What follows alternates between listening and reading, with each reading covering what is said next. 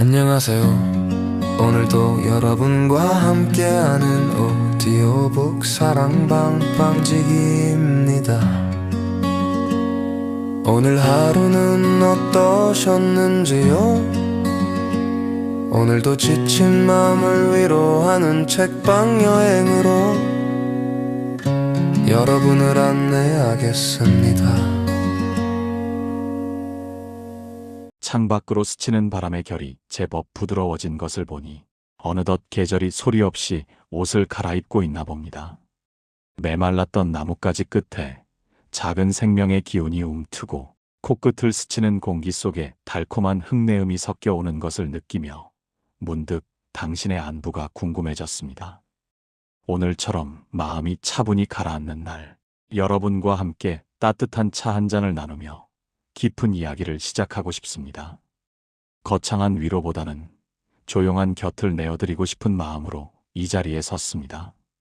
우리는 살면서 수많은 마디를 건너옵니다. 그 중에서도 60이라는 숫자는 유독 묵직하게 다가오곤 하죠.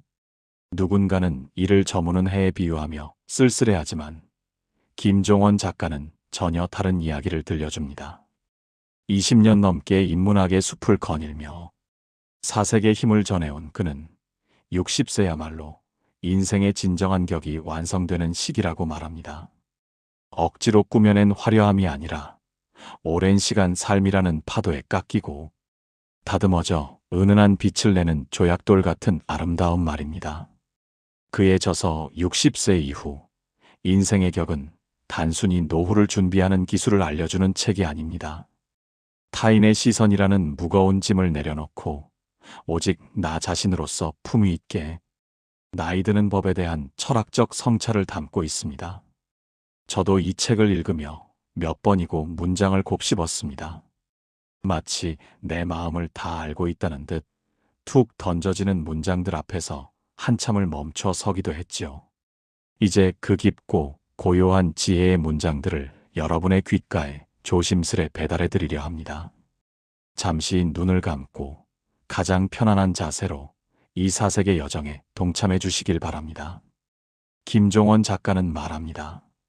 인생의 진정한 품격은 겉으로 드러나는 지위나 재산이 아니라 그 사람이 머문 자리에 남는 향기에서 결정된다고요. 특히 60세라는 나이는 삶의 모든 경험이 발효되어 자신만의 고유한 맛을 내기 시작하는 황금기입니다. 이 책은 그 소중한 시간을 어떻게 하면 더 우아하고 단단하게 채워갈 수 있을지에 대한 친절한 안내서와 같습니다.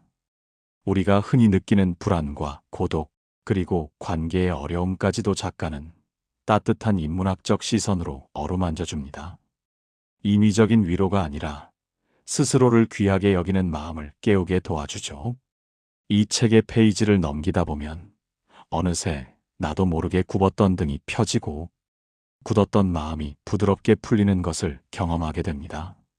이제 제가 이 책의 갈피마다 숨겨진 보석 같은 문장들을 하나하나 꺼내어 읽어드리겠습니다. 당신의 삶이 하나의 예술작품으로 완성되어가는 그 찬란한 과정을 함께 지켜봐 주세요. 첫 번째 이야기, 언어의 격은 입술 끝에서 시작됩니다. 나는 이제야 깨닫습니다. 내가 내뱉은 말이 곧 나의 집이었음을. 60세가 넘어서면 우리가 사용하는 언어는 곧 그 사람의 인생 성적표가 됩니다. 작가는 책 속에서 이렇게 말합니다. 말을 잘하는 것보다 중요한 것은 하지 않아도 될 말을 삼가는 것이다. 나이가 들수록 입은 닫고 주머니는 열나는 우스갯소리가 있지만 사실 더 중요한 것은 입을 닫는 것이 아니라 말의 온도를 조절하는 것입니다. 품격 있는 사람은 자신의 성취를 과시하지 않습니다. 과거의 영광을 끄집어내어 현재의 부족함을 채우려 하지도 않죠. 대신 상대의 말을 가만히 들어주는 여백을 가집니다. 나는 이 문장을 읽으며 나의 지난 날을 되돌아보았습니다. 혹시 나도 모르게 과거의 나를 내세워 누군가를 가르치려 들지는 않았는지, 내 말의 무게가 타인에게 짐이 되지는 않았는지 말입니다. 작가는 60세 이후에 절대 하지 말아야 할 말로 비교와 한탄을 꼽습니다. 내 젊을 적에는 이랬는데, 혹은 누구네 자식은 이렇다는데, 같은 말들은 내 안의 품격을 갉아먹는 독과 같습니다. 품격은 타인과의 비교에서 나오는 것이 아니라 어제의 나보다 조금 더 나은 사람이 되려는 의지에서 나옵니다. 정갈한 언어는 화려한 수식어에서 나오는 것이 아니라 상대에 대한 존중과 나 자신에 대한 긍정에서 시작됩니다. 김종원 작가가 강조하는 사색의 언어란 바로 이런 것입니다. 한 문장을 내뱉기 전에 내 마음의 필터로 한 번 더 걸러내는 정성, 그것이 바로 60세 이후 우리가 가져야 할 첫 번째 덕목입니다. 말수가 적어지는 것은 노화가 아니라 성숙입니다. 꼭 필요한 말만 골라 담는 그 정갈함 속에서 타인은 안정감을 느낍니다. 고맙다, 미안하다, 그럴 수 있지라는 이 평범한 단어들이 60세의 입술을 통과할 때 그것은 비로소 인생의 깊이가 담긴 지혜가 됩니다. 나는 책을 읽으며 이 대목에서 한참을 머물렀습니다. 우리가 무심코 내뱉는 말들이 사실은 타인이 아닌 나 자신에게 가장 큰 상처를 주고 있었던 것은 아닐까요? 작가는 강조합니다. 자신의 말이 누군가에게 상처가 될까봐 두려워하는 마음, 그 조심스러운 마음이야말로 가장 높은 수준의 교양이라고요. 60세 이후의 삶은 더 이상 누군가를 이기기 위한 경쟁의 장이 아닙니다. 서로의 상처를 보듬고 따뜻한 말 한마디로 세상의 온도를 올리는 시기여야 합니다. 여러분의 언어는 지금 어떤 온도를 품고 계신가요? 혹시 차가운 비난이나 뜨거운 과시로 누군가를 지치게 하고 있지는 않은지 오늘 밤 고요히 나 자신과 대화해 보셨으면 좋겠습니다. 말은 부메랑과 같아서 반드시 주인에게 돌아옵니다. 내가 던진 따뜻한 말들이 다시 나를 감싸는 포근한 외투가 되어 돌아올 때 우리는 비로소 언어의 격을 완성하게 될 것입니다. 오늘부터는 나의 입술을 통과하는 모든 말에 사랑을 담아보려 합니다. 거창한 철학이 아니어도 좋습니다. 곁에 있는 사람에게 건네는 따뜻한 안부 한마디, 나 자신에게 건네는 수고했다는 위로 한마디가 모여 당신의 인생을 가장 우아한 시로 만들어줄 것입니다. 두 번째 이야기, 관계의 격은 적당한 거리라는 가장 아름다운 배려에서 나옵니다. 관계를 맺는 방식에도 대전환이 필요합니다. 60세 이전의 관계가 확장이었다면 그 이후의 관계는 정돈이어야 합니다. 작가는 특히 자식과의 관계에 대해 단호하면서도 따뜻한 조언을 건넵니다. 자식은 내 인생의 연장선이 아니라 독립된 하나의 우주라는 사실을 인정하는 것, 그것이 부모로서 보여줄 수 있는 최고의 품격이라는 것이죠. 나는 책 속의 이 문장을 읽으며 가슴이 먹먹해졌습니다. 자식은 신이 우리에게 잠시 맡겨준 선물일 뿐 소유물이 아니다. 우리는 흔히 사랑이라는 이름으로 자식의 삶에 깊숙이 개입하려 합니다. 하지만 진정한 사랑은 적당한 거리를 두고 지켜봐주는 것입니다. 자식이 자신의 길을 걸어갈 수 있도록 믿어주고 필요할 때 기댈 수 있는 든든한 나무가 되어주는 것만으로도 충분합니다. 많은 이들이 60세가 넘어가며 고독을 두려워합니다. 하지만 작가는 고독과 외로움을 철저히 구분합니다. 외로움은 타인이 없어서 느끼는 결핍이지만 고독은 스스로를 마주하는 충만한 시간입니다. 자식에게 기대고 싶은 마음, 친구들에게 소외당하고 싶지 않은 조바심을 내려놓을 때 비로소 진정한 자유가 찾아옵니다. 여기서 저의 생각 한 자락을 보태자면 관계에서의 격은 기대하지 않는 마음에서 완성되는 것 같습니다. 내가 이만큼 해줬으니 너도 이만큼 해줘야 한다는 보상 심리는 필연적으로 서운함을 낳고 그 서운함은 결국 관계를 망가뜨립니다. 작가가 말하는 멋진 어른은 혼자 있어도 충분히 행복한 사람입니다. 내가 나 자신과 잘 지낼 때 타인과의 관계도 자연스럽게 물 흐르듯 편안해집니다. 나를 힘들게 하는 인연을 억지로 붙잡지 마세요. 예의는 갖추되 마음의 거리는 두는 법을 배워야 합니다. 60세 이후의 인간관계는 양보다 질입니다. 내 영혼을 풍요롭게 하는 소수의 사람과 깊게 교감하고 남은 시간은 오롯이 나를 돌보는 데 사용하는 것, 그것이 남은 생을 우아하게 만드는 비결입니다. 책 속에서 작가는 말합니다. 가장 좋은 관계는 서로를 빛나게 하는 관계가 아니라 서로의 빛을 가리지 않는 관계다. 우리는 때로 너무 가까워서 서로의 시야를 가리기도 합니다. 이제는 조금 멀찍이 떨어져서 서로의 존재 자체를 축복해주는 지혜가 필요합니다. 친구와의 관계도 마찬가지입니다. 매일 만나 시시콜콜한 이야기를 나누지 않아도 가끔 안부를 물으며 서로의 건강을 빌어주는 것만으로도 충분합니다. 나이가 들수록 친구의 숫자는 줄어들지 모르지만 남은 인연의 깊이는 더욱 깊어져야 합니다. 관계의 정도는 차가운 단절이 아닙니다. 오히려 더 큰 사랑을 담기 위한 비움의 과정입니다. 내 마음의 그릇을 비워야 타인의 슬픔을 담을 수 있고 내 시간의 여백을 만들어야 타인의 고통을 들여다볼 수 있습니다. 60세 이후 당신의 관계가 빽빽한 숲이 아니라 바람이 잘 통하는 나무들 같기를 바랍니다. 적당한 거리야말로 서로의 온기를 가장 오랫동안 보존할 수 있는 유일한 방법임을 잊지 마시길 바랍니다. 세 번째 이야기, 공부의 격은 늙지 않는 영혼의 사색에서 비롯됩니다. 우리는 흔히 공부를 학생들의 전유물로 생각합니다. 하지만 김종원 작가는 진정한 공부는 60세부터 시작된다고 단언합니다. 이때의 공부는 성공을 위한 도구가 아니라 나를 발견하기 위한 유희입니다. 책을 읽고 글을 쓰고 사색하는 과정 자체가 삶의 목적이 되는 것이죠. 작가는 특히 사색의 중요성을 강조합니다. 지식을 머릿속에 집어넣는 것이 아니라 내 삶의 경험과 지혜를 버무려 나만의 철학을 만들어가는 과정입니다. 60년이라는 세월 동안 쌓인 데이터는 그 어떤 슈퍼컴퓨터보다 방대합니다. 이를 어떻게 해석하고 삶에 녹여내느냐에 따라 인생의 격이 달라집니다. 나는 이 대목을 읽으며 무릎을 쳤습니다. 공부하는 노년은 늙지 않습니다. 호기심 어린 눈으로 세상을 바라보고 새로운 것을 배우려는 자세를 가진 이에게는 특유의 생기가 감돕니다. 배움이란 결국 겸손의 다른 이름입니다. 나는 다 안다는 오만을 버리고 아직 배울 것이 많다고 고백하는 그 마음가짐이 우리를 매력적인 어른으로 만듭니다. 작가는 책에서 이렇게 조언합니다. 매일 아침 단 한 문장이라도 좋은 글을 읽고 그것을 종이에 적어보라. 그 사소한 행위가 당신의 영혼을 깨우고 삶의 방향을 잡아줄 것이다.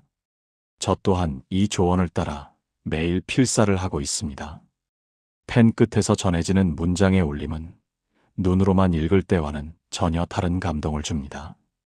60세 이후의 공부는 남에게 보여주기 위한 것이 아닙니다. 오로지 나 자신의 내면을 단단하게 다지기 위한 것입니다. 어려운 인문학 서적이 아니어도 좋습니다. 산책하며 마주치는 이름 모를 풀꽃의 이름을 찾아보는 일, 어제보다 더 맛있는 요리를 연구하는 일, 손주에게 들려줄 예시이야기를 정리하는 일. 이 모든 것이 숭고한 공부입니다. 공부는 세상을 바라보는 창을 넓혀줍니다. 공부하지 않는 사람은 자신이 보고 싶은 것만 보고 듣고 싶은 것만 듣게 됩니다. 하지만 끊임없이 배우는 사람은 타인의 의견에 귀를 기울일 줄 알고 세상의 변화를 유연하게 받아들입니다. 꼰대가 되지 않는 유일한 방법은 바로 공부입니다. 작가는 말합니다. 나이가 든다는 것은 세포가 죽어가는 과정이 아니라 영혼이 투명해지는 과정이다. 그 투명함을 지키기 위해서는 끊임없이 사색의 우물을 길어 올려야 합니다. 지혜는 거창한 지식의 축적이 아니라 삶의 본질을 꿰뚫어보는 맑은 시선에서 나옵니다. 오늘 당신의 마음을 두드린 문장은 무엇이었나요? 혹은 오늘 새롭게 알게 된 사실은 무엇인가요? 그 작은 배움들이 모여 당신의 인생이라는 책의 가장 아름다운 챕터를 장식하게 될 것입니다. 늦었다고 생각할 때가 가장 빠른 때라는 말은 식상하지만 진리입니다. 60세, 이제 막 배움의 즐거움에 눈을 뜰 시간입니다. 당신의 뇌세포가 새로운 지식에 반응하며 즐겁게 춤추는 것을 느껴보세요. 공부는 당신을 가장 젊고 아름답게 만들어주는 최고의 명약입니다. 네 번째 이야기, 태도의 격은 일상의 정갈함에서 완성됩니다. 마지막으로 우리가 주목해야 할 것은 태도입니다. 격은 거창한 곳에서 나오지 않습니다. 아침에 일어나 침구를 정리하는 손길, 식사를 대하는 정성, 등을 곧게 펴고 걷는 자세 같은 일상의 작은 조각들이 모여 격이라는 형상을 만듭니다. 김종원 작가는 삶을 대하는 정중한 태도가 곧 그 사람의 운명을 결정짓는다고 말합니다. 나이가 들수록 우리는 편안함을 추구하게 됩니다. 하지만 편안함이 자칫 나태함이나 무례함으로 변질되어서는 안 됩니다. 스스로를 귀하게 대접하는 사람만이 남에게도 귀한 대접을 받습니다. 옷차림을 단정히 하고 주변을 깨끗이 정리하며 시간 약속을 철저히 지키는 것. 이런 사소한 규율들이 60세 이후의 삶에 리듬감을 부여하고 자존감을 지켜줍니다. 나는 작가의 말 중 자신에게 엄격하고 타인에게 너그러운 태도라는 대목이 가장 기억에 남습니다. 대개 우리는 정반대로 행동하곤 하니까요. 나에게는 한없이 관대하면서 타인의 실수에는 엄격한 잣대를 들이대곤 합니다. 하지만 품격 있는 어른은 자신의 내면은 철저히 관리하되 타인의 부족함은 따뜻한 시선으로 감싸 안습니다. 삶의 마지막 순간까지 우리가 가져가야 할 것은 재산도 명예도 아닙니다. 그것은 바로 아름다운 태도입니다. 어떤 상황에서도 평정심을 유지하려 노력하고 타인에게 따뜻한 미소를 건넬 수 있는 여유. 그런 태도를 가진 사람 곁에는 늘 사람들이 모여듭니다. 책 속에서 작가는 정갈한 식탁의 중요성을 이야기합니다. 혼자 먹는 밥상이라도 예쁜 그릇에 담아 정성껏 차려 먹는 것. 그것이 자신을 사랑하는 가장 구체적인 방법이라고요. 나는 이 문장을 읽고 부끄러움을 느꼈습니다. 대충 냄비째 놓고 때우던 지난날의 식사들이 나 자신을 얼마나 홀대했는지를 깨달았기 때문입니다. 태도는 내면의 질서가 밖으로 드러나는 것입니다. 마음이 어지러우면 방이 어지러워지고 마음이 조급하면 걸음걸이가 흐트러집니다. 이제는 조금 더 천천히, 조금 더 정중하게 세상을 대하고 싶습니다. 길가의 핀 꽃 한 송이에게도, 처음 만나는 점원에게도, 그리고 무엇보다 거울 속의 나 자신에게도 예의를 갖추는 사람이 되고 싶습니다. 60세 이후 당신은 어떤 향기를 풍기는 사람으로 기억되고 싶으신가요? 매 순간 당신의 태도가 그 답을 말해줄 것입니다. 우아함은 돈으로 살 수 있는 것이 아닙니다. 그것은 오랜 세월 자신을 갈고 닦은 사람만이 가질 수 있는 고결한 아우라입니다. 허리를 꼿꼿이 펴고 당당하게 걷는 할머니의 뒷모습에서 낡았지만 깨끗하게 닦인 구두를 신은 할아버지의 미소에서 우리는 진정한 격을 발견합니다. 당신의 일상이 곧 당신의 품격이 됩니다. 거창한 목표를 세우기보다 오늘 아침 내 주변을 정돈하는 것부터 시작해 보세요. 그 작은 변화가 당신의 인생 전체를 빛나게 할 것입니다. 긴 시간 동안 김종원 작가가 전하는 인생의 격에 대해 함께 나누어 보았습니다. 어떠셨나요? 마음 한구석에 작은 울림이 생기셨나요? 저는 이 책을 읽고 나니 나이 든다는 것이 더 이상 두려운 퇴보가 아니라 더 깊고 풍성한 나를 만나는 설레는 여행처럼 느껴집니다. 우리 인생은 60세부터 다시 쓰이는 한 권의 책과 같습니다. 그동안은 타인의 기대에 맞추어 서문을 썼다면 이제부터는 오롯이 나의 언어와 나의 철학으로 본문을 채워갈 시간입니다. 조급해할 필요는 없습니다. 천천히 하지만 단단하게 당신만의 격을 세워가시길 바랍니다. 오늘 들려드린 이야기들이 여러분의 평온한 밤에 작은 위로가 되었기를 바랍니다. 때로는 삶이 고단하고 외롭게 느껴질 때도 있겠지만 그럴 때마다 여러분의 내면에 깃든 고귀한 격을 기억하세요. 당신은 이미 충분히 아름답고 앞으로 더 빛날 존재입니다. 삶의 무게에 눌려 나를 잃어버리고 싶을 때 이 책의 문장들을 가만히 불러보세요.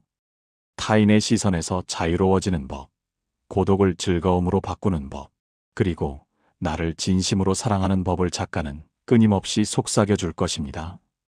60세 이후의 삶은 결코 저무는 저녁 노을이 아닙니다. 그것은 오히려 더 깊은 지혜의 밤을 맞이하기 위한 찬란한 준비입니다. 오늘도 함께 해주셔서 감사합니다.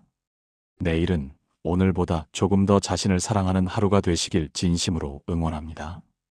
당신의 걸음걸음마다 품격과 평안이 가득하기를, 그리고 당신이 머무는 자리마다 아름다운 사람의 향기가 머물기를 기원합니다.